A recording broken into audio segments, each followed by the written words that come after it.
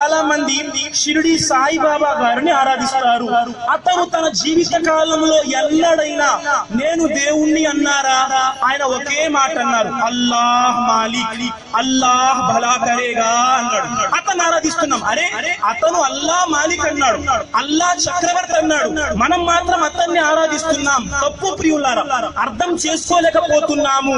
మనందరి దైవం ఒక్కడే, ఎవరి అవసరము లేనివాడు, ఎవరికి పుట్టనివాడు, ఎవరికి జన్మనిచ్చేవాడు కాదు. ఈ రోజు కొంతమంది ఏమనుకుంటున్నారంటే దేవుడికి కొడుకున్నాడు అనుకుంటున్నారు. కొంతమంది అంటున్నారు దేవుడికి కొడుకున్నాడు. అతను ప్రశ్నిస్తున్నాడు, అన్నా యకూను లహు వలదు వలం తకుల్లహు సాహిబా, నాకు భార్యే లేదు కదా, కొడుకు ఎలా పుడతాడు? భార్య ఉంటే దేవుడికి కొడుకు పుడతాడు, భార్యే లేదు దేవునికి. ఆయన ఒకే ఒక్కడు, ఎవరి అవసరము లేనివాడు, తల్లి తండ్రి కలిగి లేనటువంటి వాడు, సంతానము కలిగి లేనటువంటి వాడు. ఆయనకు సరి సమానమైనది విశ్వములో ఏదీ లేదు. మనలో ఏ కన్ను దైవాన్ని చూడలేదు. ఎవరు చూశారండి దేవుణ్ణి? చూడగలుగుతామా? అరే మిట్ట మధ్యాహ్నం సూర్యున్నే చూడలేం, మిట్ట మధ్యాహ్నం సూర్యున్నే చూడలేం. అలాంటిది సూర్యుణ్ణి సృష్టించిన ఆ సృష్టికర్తను ఇహలోకపు మానవ కన్ను చూడలేదు.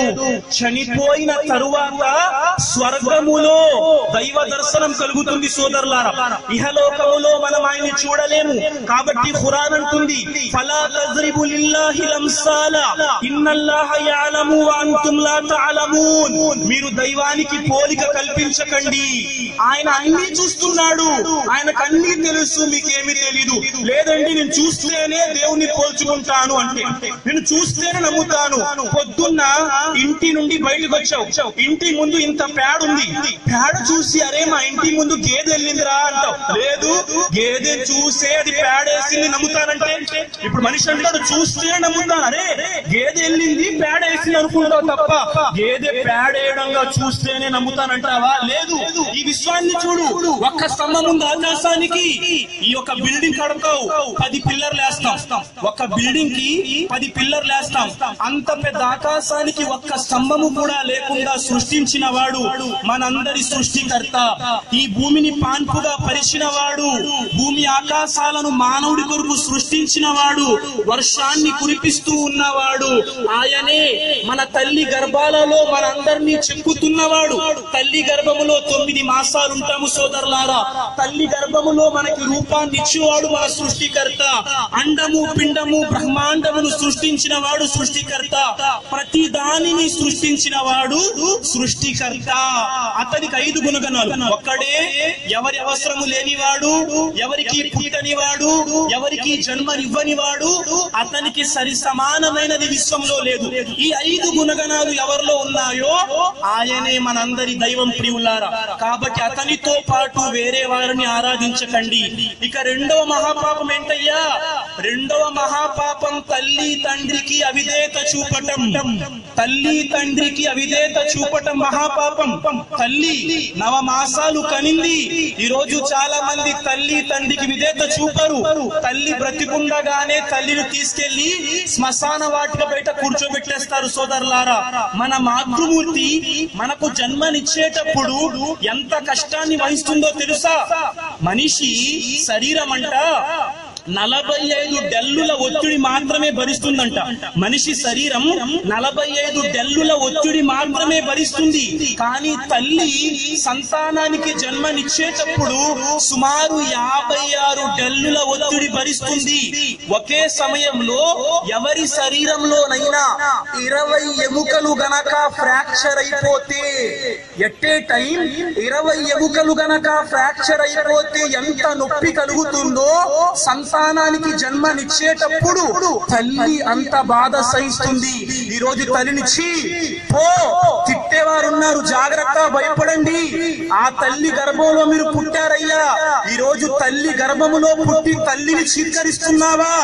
నీవు ఆ తల్లి శాపానికి గురి అయితే ఇహ పరలోకాల్లో నాశనం అయిపోతావు. తల్లి తండ్రిని ఎప్పుడు కష్టపెట్టకూడదు సోదరులారా, మహాపాపము. తల్లి తండ్రితో చక్కగా మెలగాలి.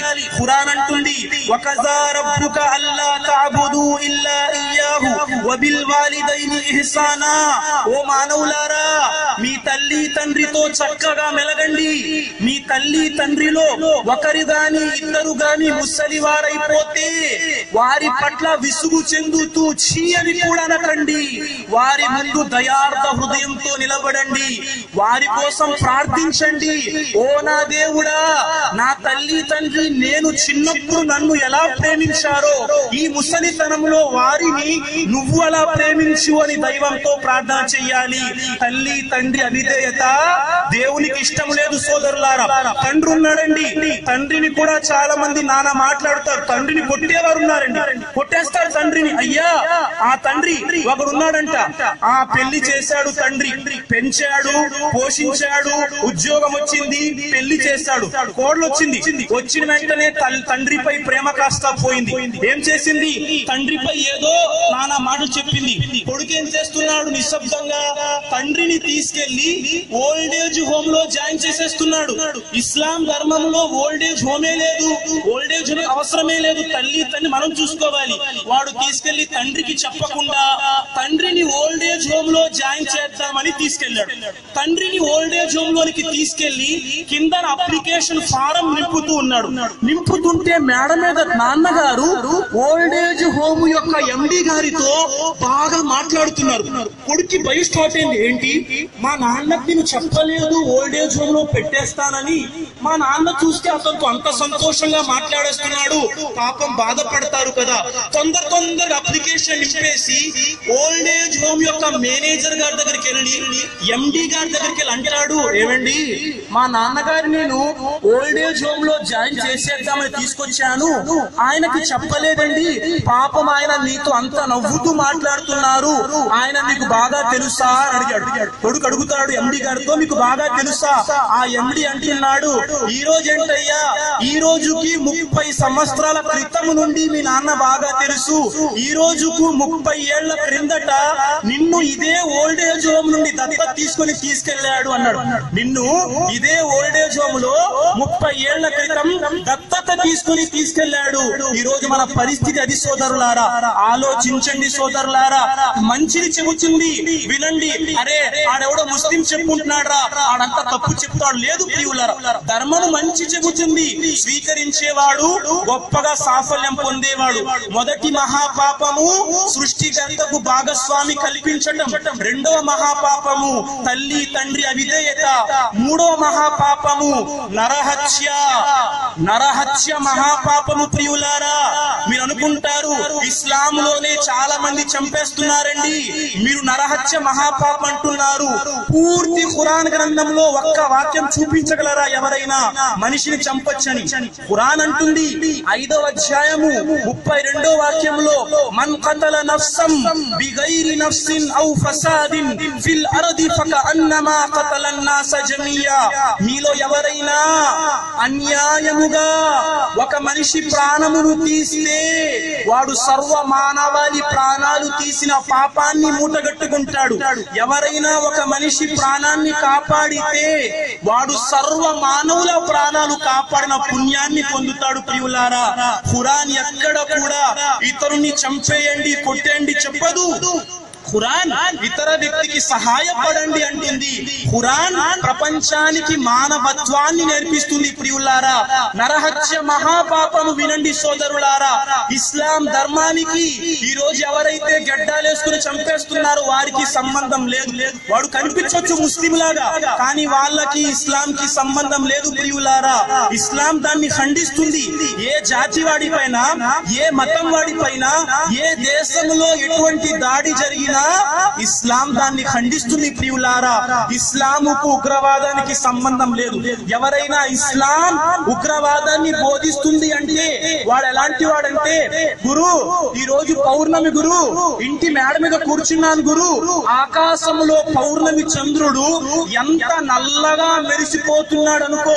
ఎవడనంటే ఆకాశంలో పౌర్ణమి చంద్రుడు నల్లగా మెరిసిపోతున్నాడు, ఉంటాడా? నల్లటి చంద్రుడు ఉండడు సోదరులారా. మరి ఇస్లాం అంటే శాంతి, ఇస్లాం అంటే శాంతి.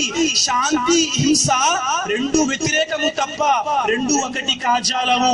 ఇక నాలుగో మహాపాపము అబద్ధపు సాక్ష్యం పలకటము.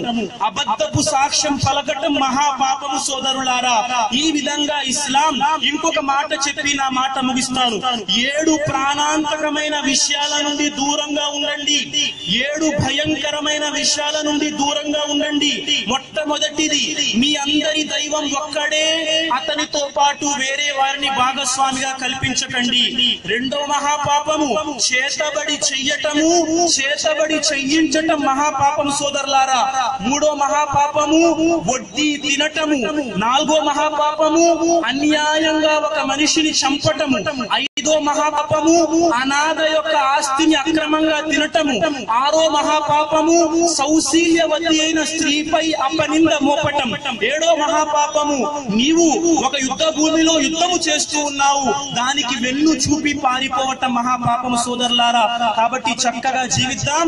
మనందరి దైవం ఒక్కడే, ఆయన ఒక్కడు, ఎలాంటి అవసరం లేనివాడు, ఎవరికి పుట్టనివాడు, ఎవరికి జన్మనివ్వనివాడు, ఆయనకి సరి సమానులు ఎవరు లేరు.